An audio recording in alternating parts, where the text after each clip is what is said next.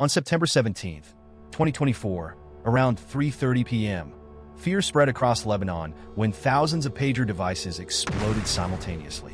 These pager devices were used by group members to communicate with each other. Some were in the market, some at home, and some in gatherings. Hezbollah members stated that their pager devices received a message, and as soon as they did, all the devices that were on at that time exploded. So far, 12 people have lost their lives in this incident, including some children. Over 3,000 people have been severely injured in various areas. The explosions occurred in Lebanon, but their echoes were heard worldwide in the form of news headlines.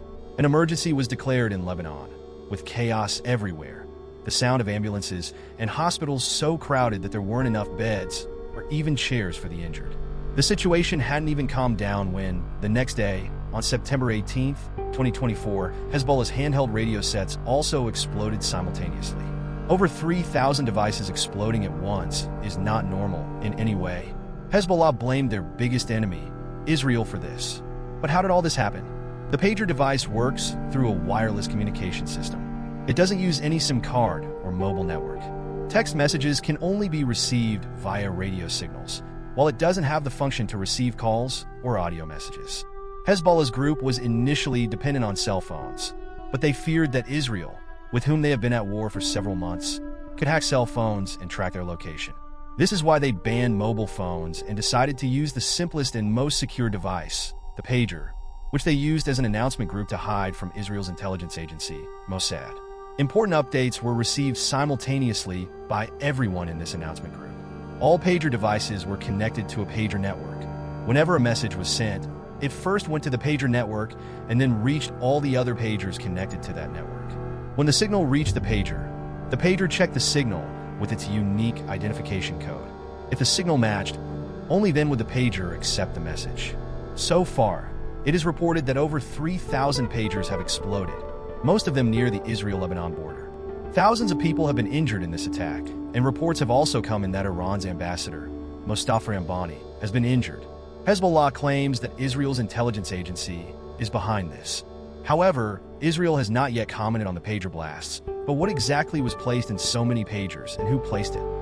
In the photo of a broken pager, the name of the Taiwan-based Gold Apollo company was seen on the back. However, Gold Apollo claims that they did not manufacture these devices, but had given permission to a company named BAC to use their brand name. If this was done at the production level, meaning that an explosive system was installed during the manufacturing of the devices, it means that this was planned well in advance. Hezbollah claims that they ordered around 5,000 Gold Apollo pagers, which arrived in Lebanon at the beginning of 2024. Gold Apollo's founder, Suchin Kwang, stated that the pagers that exploded were not manufactured in Taiwan, but by the BAC company. Initially, they refused to disclose the location of this company. However, considering the seriousness of the matter, they revealed that it is a company in Budapest, the capital of Hungary.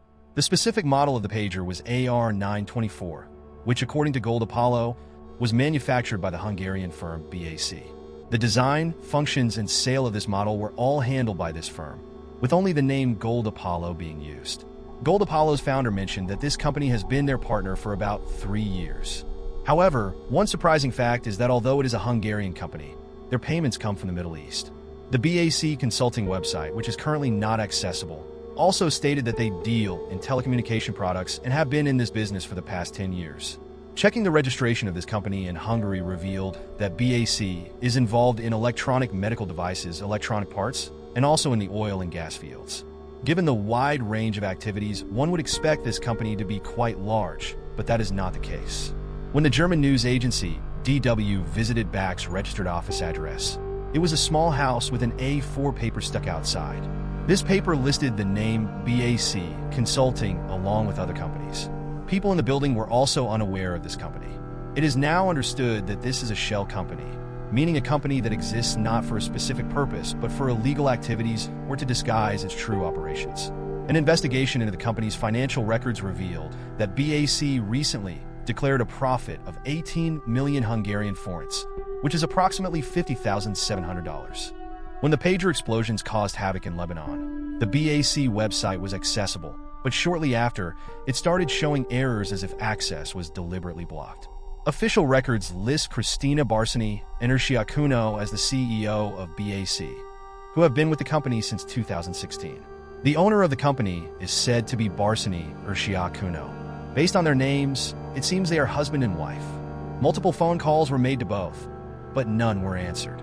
Only NBC News reported that they spoke to Christina on the phone, who said she works with Gold Apollo, but only as a commission agent, meaning they do not manufacture the pagers themselves.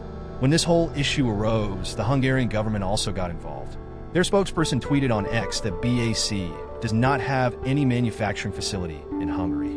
Due to BAC's behavior and lack of response, many people believe that the tampering with the pagers was done either before delivery to Hezbollah or during manufacturing. However, it is possible that BAC is not directly involved in the pager attacks, because if they were, they would have shut down their website beforehand or disappeared to avoid the accusation. It is also possible that this company was used. Experts believe that 810 grams of explosives were hidden in the pagers from the beginning. To detonate it, a separate electronic chip must have been installed. This chip would not activate on receiving other messages, but would detonate the explosive upon receiving a specific code number. Now the question arises if Hezbollah's pager network was a private network, meaning only the admin of that network or a device registered on the network could send messages, then who sent that specific code number on this private network? This is possible in only 3 cases.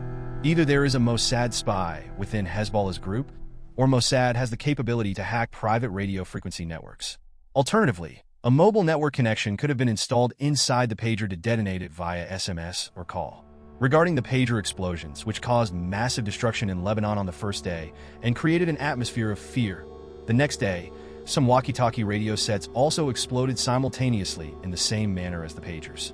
One walkie-talkie exploded while a member was attending the funeral of a colleague who had died in the previous day's blast. Pictures of the exploded walkie-talkie set showed that they were made by the Japanese company ICOM. However, ICOM stated that they had stopped manufacturing this specific model, IC V82, in 2014. These walkie-talkie sets were purchased about 5 months ago, around the same time the pager devices arrived. The Lebanese security forces stated that Israel's agency is well known for conducting such intricate operations in other countries. They must have planted explosives in the pagers and walkie-talkies months in advance, and then detonated them at the right moment. It should be noted that Israel's Mossad agency has previously been accused of conducting many such covert operations. In 2010, Mossad launched a famous computer worm targeting Iran's nuclear program, an attack also linked to the United States. In 2007, during Operation Orchard, Israel hacked Syria's air defense system to prevent it from detecting Israeli jets.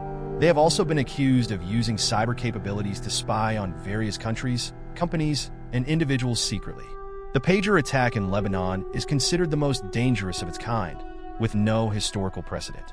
This incident has sparked a new debate worldwide. If this can be done with pagers or walkie-talkies, can our mobile phones remain safe? Wars have happened before and will continue to happen, but a new method of attack has been invented, making it very difficult to stay safe. What are your thoughts on this? Please let me know in the comment section. See you in the next amazing video.